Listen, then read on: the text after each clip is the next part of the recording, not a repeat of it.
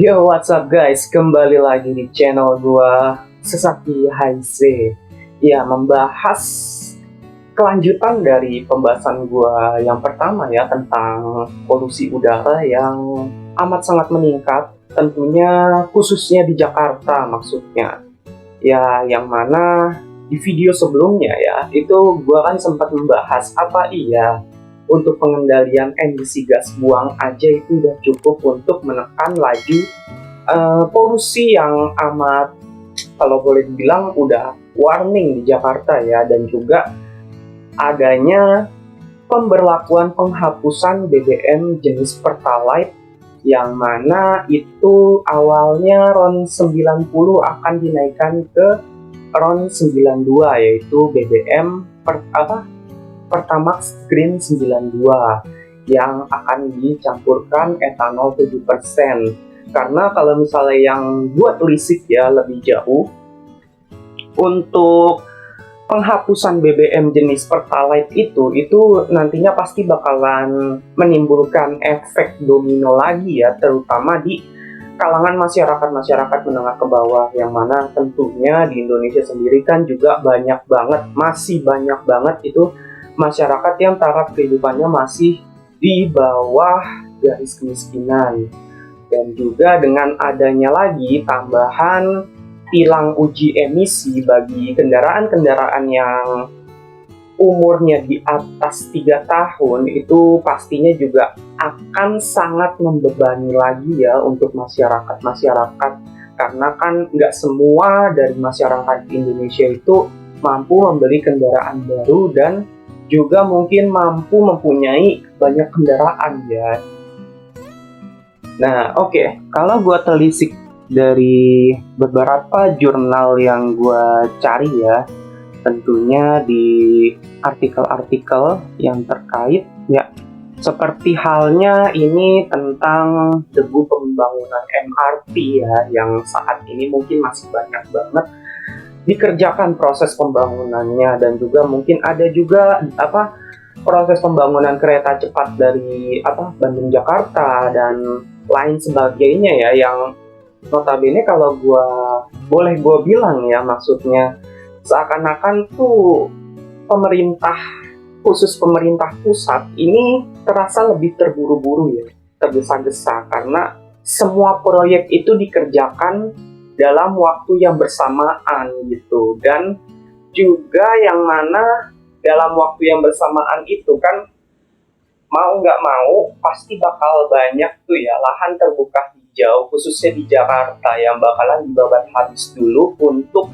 pembangunannya gitu loh. Untuk proses pembangunan pasti ada lahan terbuka hijau yang mana pasti nantinya bakal dibabat habis ya. Nah, ini pun dari CNN ya, memang ini tajuk berita di tahun lalu ya. Ini di Dinas LH ini sebut debu pembangunan MRT cemaskan udara Jakarta ya. Memang karena selain banyaknya kendaraan di Jakarta yang berlalu lalang, ditambahnya dengan adanya debu pembangunan yang notabene tadi gue bilang dikerjakan hampir bersamaan di setiap titik, itu amat sangat membuat kapasitas udara bersih di Jakarta itu makin memburuk. Nah, dan juga di sisi lain juga kalau gue bilang ada juga beberapa kayak mangkraknya pembangunan, seperti pembangunan yang ada di Senayan itu ya, tiang-tiang proyek monorail yang akhirnya terbengkalai itu, seperti yang ditulis di artikel Detik Finance. Nah, ini cukup membuat ini juga ya, problematika tersendiri juga ya, karena kalau kita lihat juga ini lebih banyak setiap pergantian pemerintah, baik pemerintah pusat maupun pemerintah otonomi ya, pemerintah daerah, itu seringkali pembangunan yang ada sebelumnya itu nggak diteruskan. Jadi kalau boleh dibilang lebih banyak itu pembangunan itu dibiarkan mangkrak, jadi kayak dibuat ya pencitraan gitulah ya. Stop it. Get some help.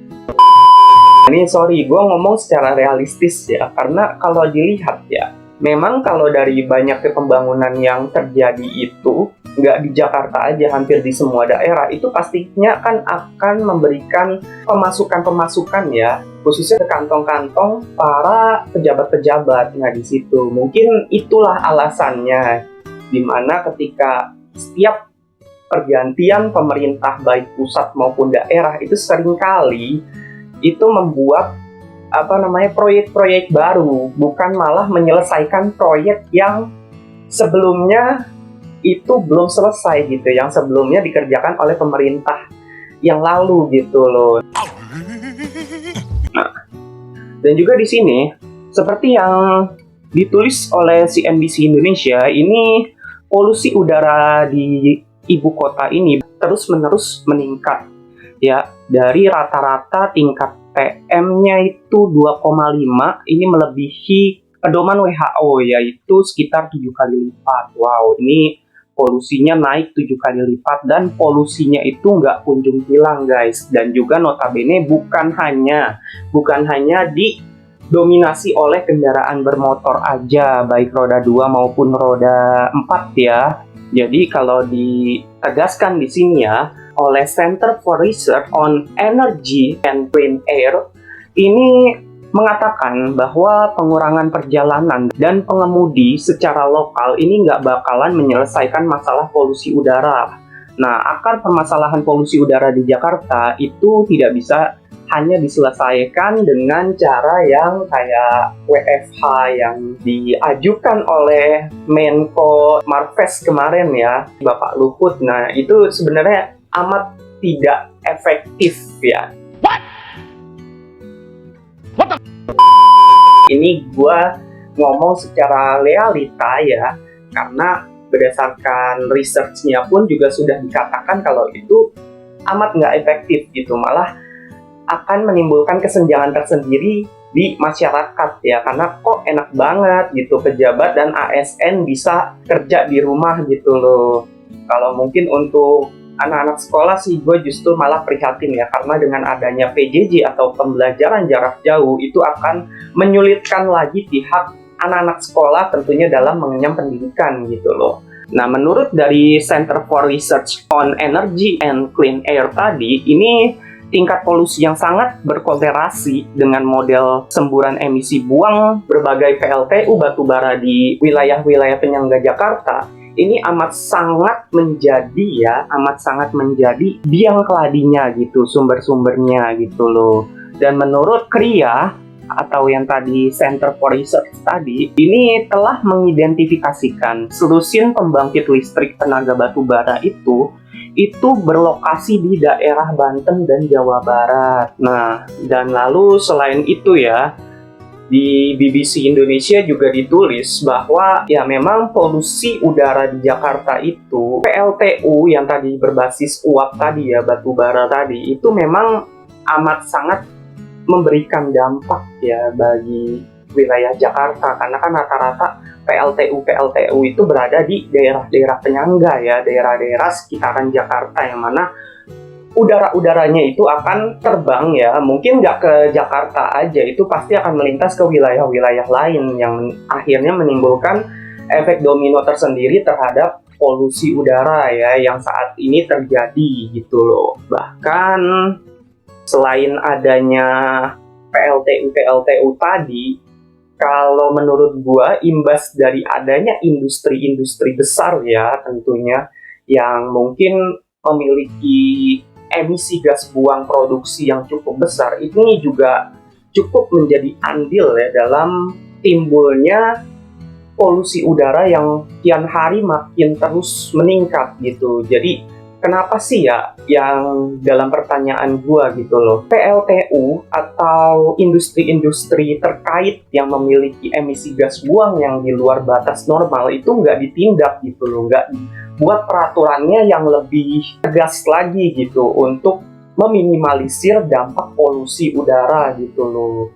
Ya apa mungkin gitu dari PLTU terkait dan juga industri-industri terkait itu ya main cuan lah ya sama beberapa oknum pejabat. Aduh, itu cuaks banget pasti. Karena ya realitanya terkadang tuh segelintir orang yang mungkin gue bilang oknum pejabat ya, meskipun realitanya di luar ya banyak oknum pejabat, jadi kita sebenarnya lebih sebut pejabat pun nggak apa-apa. Sana all. Tapi di sini gue akan lebih mengatakan oknum pejabat ya. Ya realitanya memang mereka selalu mengambil keuntungan-keuntungan di balik banyaknya penderitaan masyarakat ya. Nah, God, please, no! No!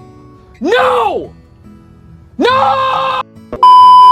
termasuk polusi ini kan termasuk penderitaan masyarakat, karena dengan adanya polusi di Jakarta, bahkan mungkin bukan di Jakarta aja, ini banyak banget orang-orang yang akhirnya terkena penyakit ISPA ya, infeksi saluran pernafasan akut ya.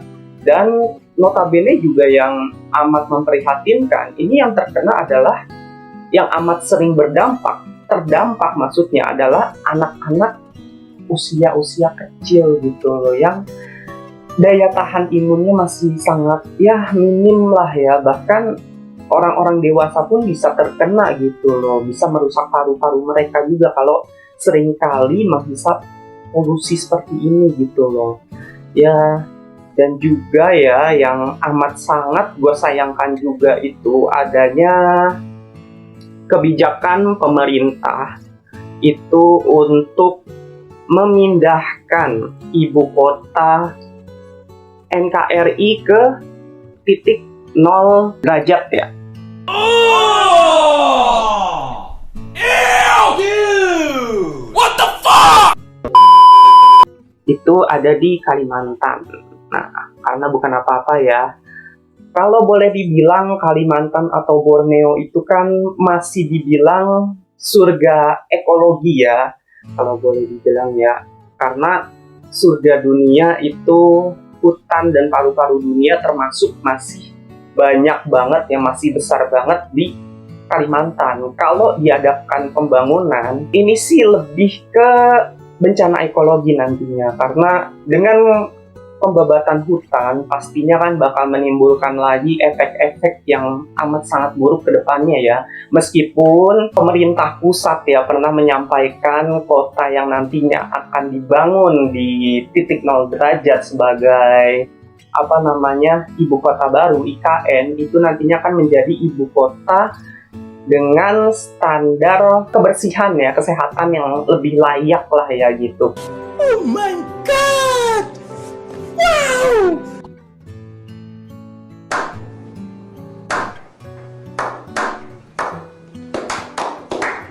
Katanya, ini baru katanya.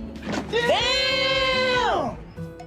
Cuman kan dalam proses progres dan prospeknya itu kan kita juga nggak bisa tahu ya, karena kalau dibilang ini pun aja udah makan banyak anggaran negara yang harusnya dialokasikan ke banyak hal-hal lain gitu loh. Karena ya seperti pemerataan pendidikan, nah ini sebenarnya cukup membuat gua skeptis juga ya. Ini gua membaca dari beberapa artikel dan ada juga artikel dari BEM se-Indonesia ya, yang mana menegaskan bahwa pendidikan di Indonesia ini masih sangat tidak bersahabat ya, terutama bagi kalangan-kalangan menengah ke bawah. Gue nggak bakal menyebut kalangan orang-orang miskin karena itu sangat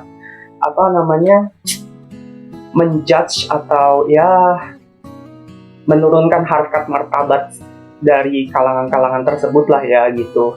Ya mungkin nanti bakal gue bahas juga ya. Cuman kalau untuk pembahasan di sini gue masih akan membahas tentang polusi udara, yang mana ya seperti yang tadi gue bilang, bencana ekologi dari pembangunan IKN tersendiri ini tentunya akan amat sangat berimbas lagi gitu loh ke peningkatan polusi udara di Indonesia sendiri gitu. Ya, tapi mau gimana lagi ya, kalau boleh dibilang hampir dari pemerintah-pemerintah yang kita dapat memang notabene adalah kaum manusia-manusia yang serakah atas banyaknya proyek yang mungkin banyak cuannya yang mereka dapatkan ya. Cuas. Sorry. Gua ngomong realistis ya.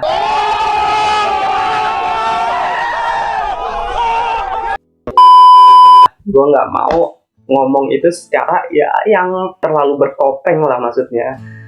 Sana all. Oh! Ew, dude! What the fuck? Nah, dengan adanya itu sih ya kalau gue bilang ya mau bagaimanapun juga tetap nggak bakal bisa gitu mengatasi polusi, karena pembangunan di Jakarta aja itu kalau gue bilang udah amat nggak friendly lah ya buat ekologi dan juga lahan-lahan terbuka hijau gitu maksudnya. Ya kalau mungkin ada yang berkomentar ya, kan Jakarta bakal tenggelam ya. Kenapa dari awal saat pembangunan itu nggak dipikirkan gitu loh? Kenapa hanya memikirkan terus proyek pembangunan tanpa memikirkan kalau landasan Jakarta itu memang adalah lahan yang amat sangat rendah gitu loh. Kenapa seakan-akan tuh nggak memikirkan ke situ dari awal, dan ketika pembangunannya udah banyak, tanah di Jakarta makin turun, mereka langsung berbondong-bondong cari pelarian ya. Ini lebih ke runaway kalau gue bilang, bukannya solusi ya, bukan solution tapi runaway, pelarian.